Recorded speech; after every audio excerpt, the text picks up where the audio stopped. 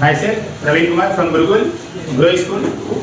आज हम बात करेंगे क्लास 8 का मैथ का जो थर्ड चैप्टर है स्क्वायर एंड स्क्वायर रूट्स के बारे में हम आज बात करते हैं। ठीक है, स्क्वायर और स्क्वायर रूट्स सबसे पहले देख लेते हैं स्क्वायर और स्क्वायर रूट्स क्या होता है। जब हम किसी नंबर को, ठीक है, किसी भी नंबर को जैसे मान लेते हैं यहाँ पे लिख रहे हैं, सपोज करते हैं कि 3 को अगर हम उसी नंबर से अगर मल्टीप्लाई करते हैं तो जो आंसर आता है वो उसका स्क्वायर होगा। ठीक है, यानी हम कह सकते हैं कि 3 का स्क्वायर कितना होगा 9।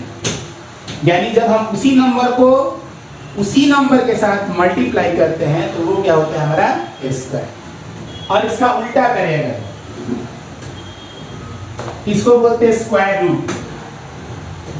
कहने का मतलब है कि 9 का स्क्वायर रूट कौन होगा 3 का स्क्वायर कौन होगा 9। ठीक है, जिसको हम इस तरीके से आप उल्टा बात कर सकते हैं। ठीक है, यानी 3 का जो स्क्वायर है वो है 9 और 9 का स्क्वायर रूट कितना है 3। तो ये आपको होता है स्क्वायर रूट और स्क्वायर।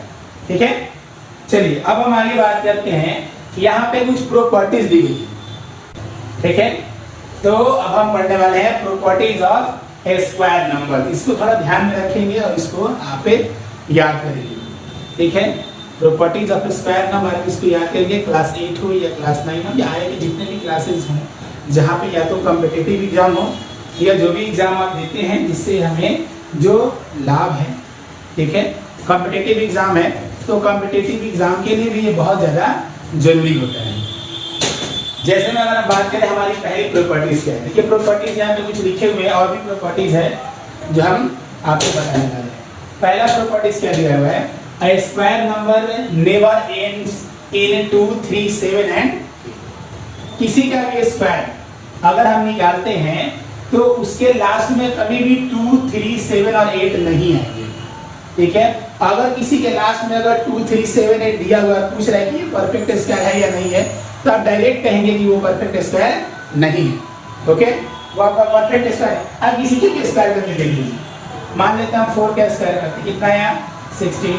2 का स्क्वायर करेंगे 4, 3 का स्क्वायर 9, 18 का स्क्वायर करेंगे 324। ठीक है, 19 का स्क्वायर करेंगे 361।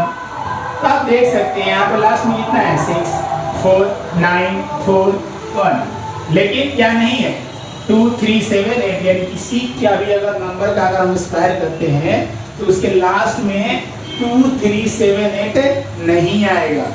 ठीक है, किसी का भी आप स्क्वायर कर लीजिए उसके लास्ट में 2, 3, 7 और 8 आप देख सकते हैं। 2, 3 दोनों लगातार नंबर है, 7, 8 दोनों लगातार नंबर है।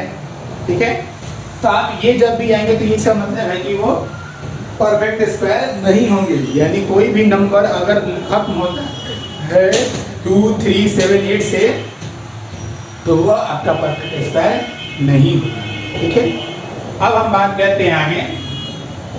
The number of 0 at the end of perfect square is always even.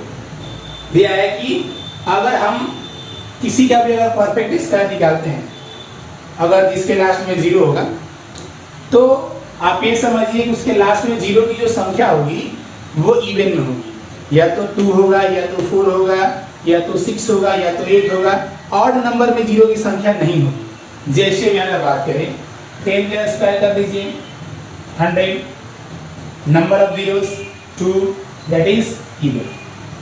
वही कह रहे हैं the number of 0 at the end of perfect square is always even. यानी किसी भी परफेक्ट स्क्वायर के लास्ट में अगर इवन संख्या दिया हुआ है 0 में, यानी 0 का नंबर 2 है, 4 है, ठीक है, 6 ऐसे करके दिया है तो वो परफेक्ट स्क्वायर हो भी सकते नहीं भी हो सकते, वो तो निकालने के बाद मालूम चलेगा। लेकिन कभी भी परफेक्ट स्क्वायर अगर दिया हुआ है तो उसके लास्ट में अगर 0 है तो वो गिनती कर लेंगे, वो हमेशा क्या होंगे इवन में आएंगे। ओके, ये हमारी सेकेंड प्रॉपर्टीज थी। थर्ड प्रॉपर्टीज हमारा क्या है, a square of even is always even and odd is always odd। Even number का स्क्वायर इवन नंबर आएगा, ऑड नंबर का स्क्वायर ऑड नंबर आएगा। जैसे मैं एग्जांपल में आप देख लीजिए, इवन नंबर 4 का स्क्वायर 16, सो 4 क्या है इवन, 16 क्या है even. Then second is odd आते हैं, ऑड कर लीजिए 9 का स्क्वायर 81, 9 क्या है ऑड, 81 क्या हुआ ऑड नंबर। इसका मतलब है कि इवन नंबर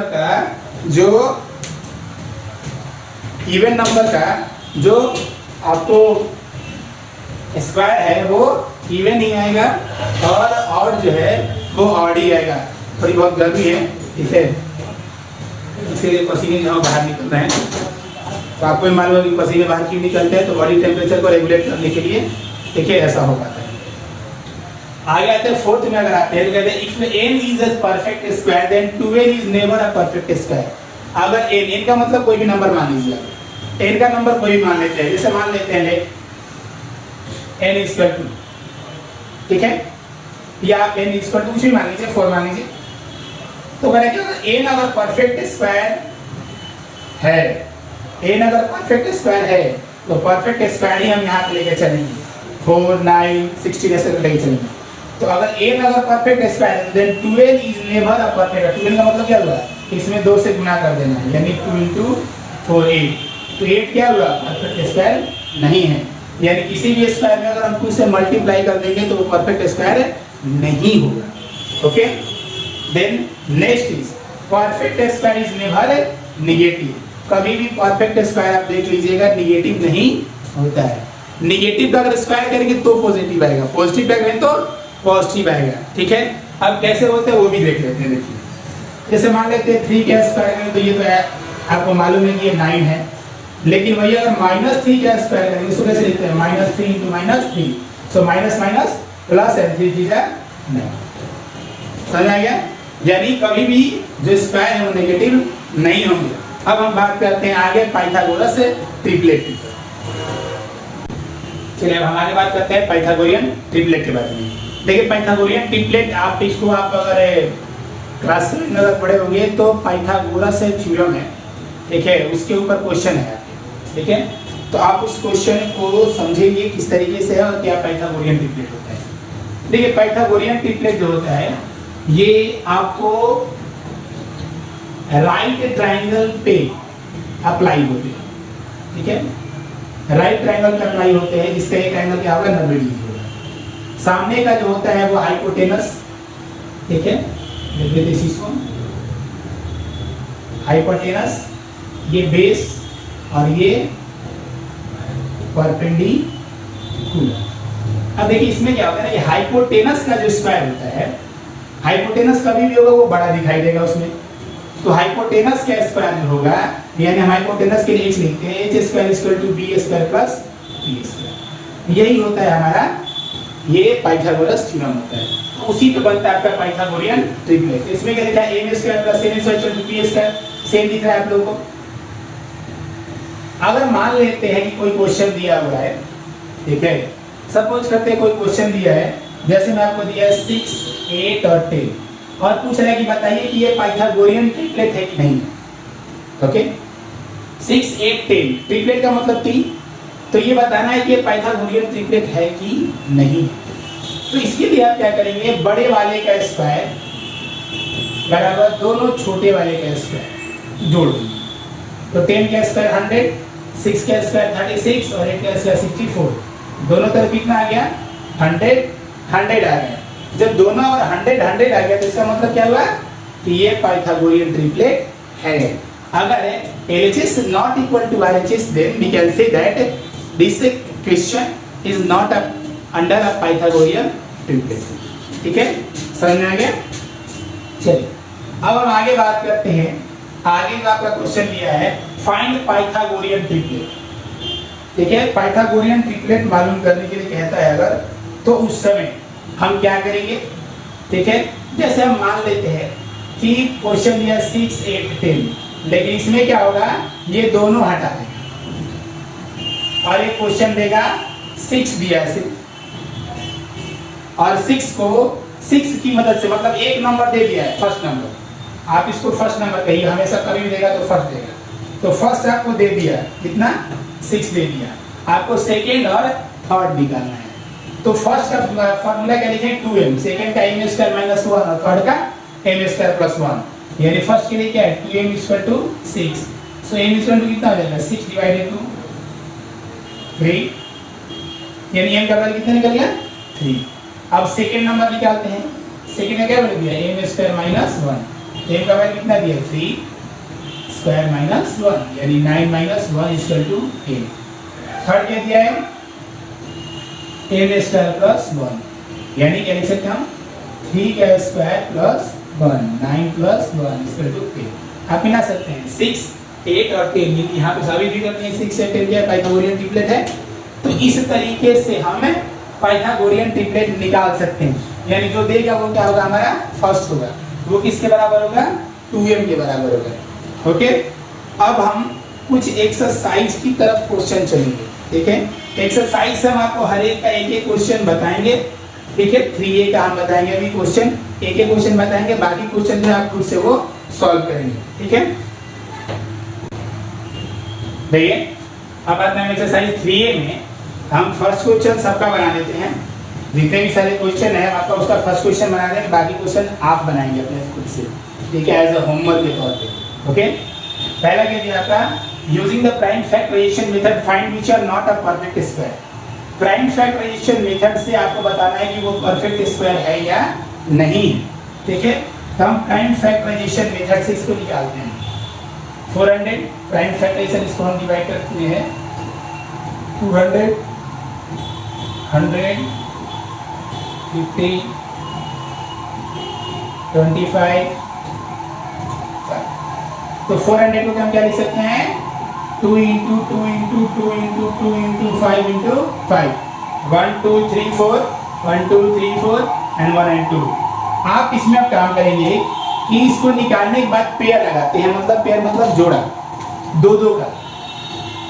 एक पेयर हो गया एक ही नंबर का, ये भी एक ही नंबर का पेयर होगा, ये भी। हम देख सकते हैं यहाँ पे कोई भी ऐसा नंबर नहीं है जो छूट गया हमसे, कोई नंबर जो नहीं है मतलब रिमेंस हो गया, छूट गया नंबर। ठीक है, जब कोई नंबर यहाँ पे छूटा नहीं है तो इसका मतलब है ये क्या है कि परफेक्ट स्क्वायर है। जबकि क्वेश्चन में क्या कर रहा है कि परफेक्ट स्क्वायर नहीं है, कौन चुनिए। तो जबकि ये परफेक्ट स्क्वायर है तो यहाँ पे लिख देंगे yes it is a perfect square. लिख सकते हैं ना आप इसको, सिंपल लिख सकते हैं yes it is a perfect square, perfect square. अब जो नहीं अगर पेयर लग पाएंगे ना, अगर जो नहीं अगर पेयर लग पाते हैं तो उसको हम क्या कहेंगे कि वो परफेक्ट स्क्वायर नहीं है, तो उसी के अनुसार आपका आंसर है। समझ गए होंगे। सेकंड नंबर आते हैं, इसका कि find the smallest number by which each of the given number must be multiplied so that the product is a perfect square।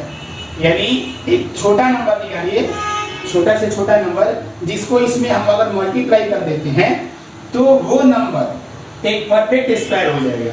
ठीक है, समझ आया। इस नंबर में हम किस नंबर से मल्टीप्लाई करें कि वो परफेक्ट स्क्वायर बन जाए। क्योंकि 512 जो है वो परफेक्ट स्क्वायर नहीं है। क्यों नहीं है ये आप भी जान सकते हैं, इसके लास्ट में कितना लिखा है 2 लिखा है। तो सिंपली ये देख सकते हैं कि पहला प्रॉपर्टीज क्या था कि 2 3 7 8 ये सब होगा तो परफेक्ट स्क्वायर नहीं होगा। ये हमारा परफेक्ट स्क्वायर नहीं है, जिसको परफेक्ट स्क्वायर हम बनाते हैं। हम क्या करेंगे इसका प्राइम फैक्टराइजेशन करते हैं। ठीक है, 2 से करते हैं। ठीक है, 256 आप इसको अपने से कर सकते हैं। ठीक है, हमें याद है इसलिए हम बता दिया आपको। फिर ये 2 से कर सकते हैं 128, 2 से कीजिए 64, 2 से करेंगे 32। ठीक है, इसी तरह से 32 को क्या करना है हमको, अब नीचे जो है वो बोर्ड नहीं दिखेगा तो यहाँ पे लिखते हैं 32 करेंगे 260, 2 से करेंगे तो 8, फिर 2 से करेंगे तो 4, फिर 2 से करेंगे तो 2। तो आप देख सकते हैं इस चीज़ को, कितना 2 है मेरा 1 2 3 4 5 6 7 8 9, यानी हम 512 प्लस लिख सकते हैं 1 2 3 4 5 6 7 8 9। अब इसमें हम पेयर लगाते हैं। ठीक है, हम पेयर लगाते हैं इसमें 1 2 3 4, एक बचिए यहाँ पे लास्ट में 2 बची है ना नंबर, यहाँ पे एक नंबर बची है आपका 2। पेयर तो नहीं लगा, जब पेयर नहीं लगा इसका मतलब ये परफेक्ट स्क्वायर नहीं है। अब हमें क्या करना है कि किस नंबर से मल्टीप्लाई करें, स्मॉलेस्ट नंबर मल्टीप्लाई। तो किस नंबर से मल्टीप्लाई करें, पेयर लगाने के लिए क्या चाहिए, एक और ऐसा अगर 2 मिल जाए तो पेयर लग जाएगा। इसका एक नंबर यहाँ पे अगर मिल जाएगा तो वो क्या हो जाएगा आपका पेयर लग जाएगा। इसका मतलब कि स्मॉलेस्ट नंबर क्या हुआ है जो बच जाता है ना वही स्मॉलेस्ट नंबर, ठीक है।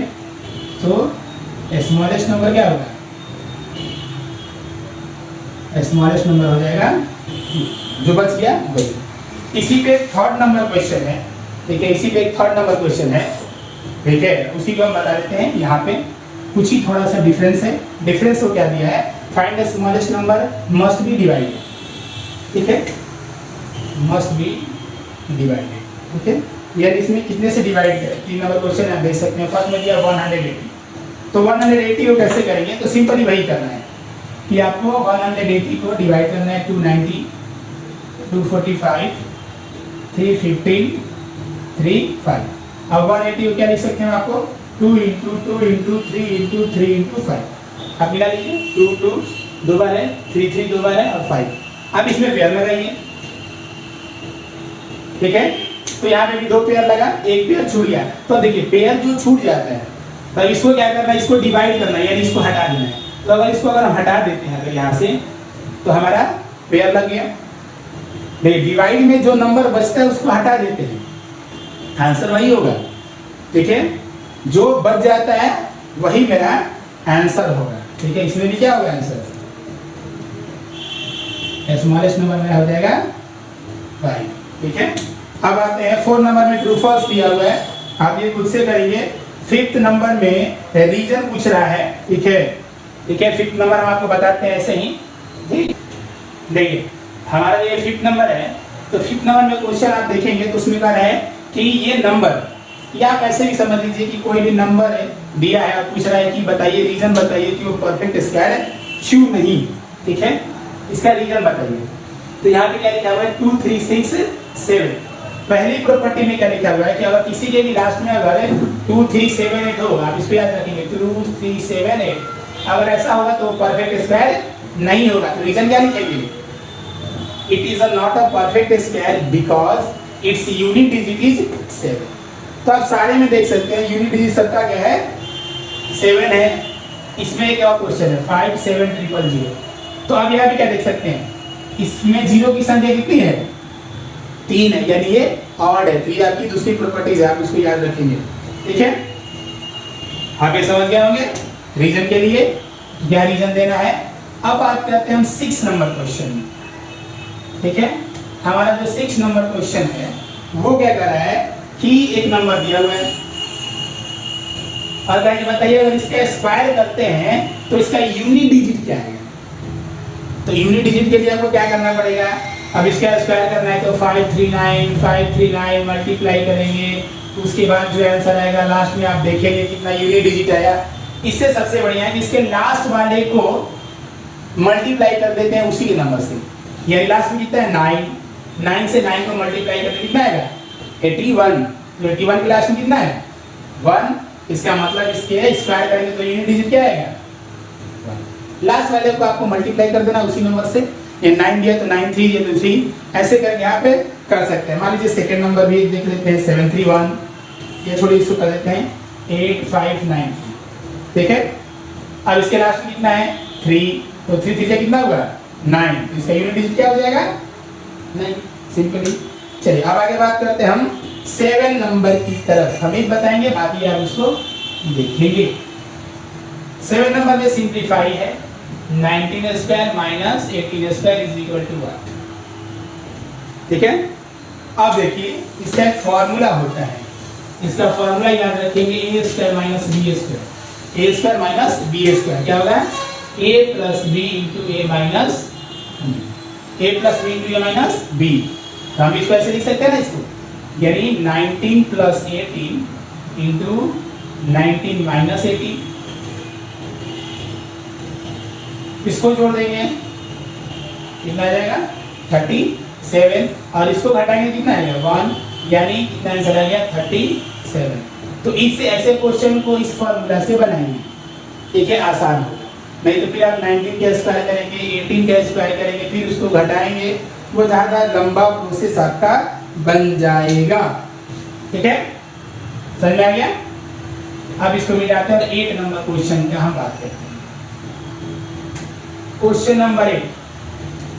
नंबर 8 करने से पहले ये चीज और दिखाते हैं। देखिए मान लेते हैं कोई ऑड नंबर है, देखिए मान लेते हैं कोई भी अगर ऑड नंबर है तो उस ऑड नंबर का अगर हम स्क्वायर करते हैं, ठीक है, कोई भी अगर नंबर है अगर उसके स्क्वायर करते हैं ऑड नंबर का, ठीक है, अगर ऑड नंबर का स्क्वायर करेंगे, सपोज करते हैं 3 का स्क्वायर करेंगे कितना आएगा 9, ठीक है, अगर 3 का स्क्वायर करेंगे तो आएगा 9, ठीक।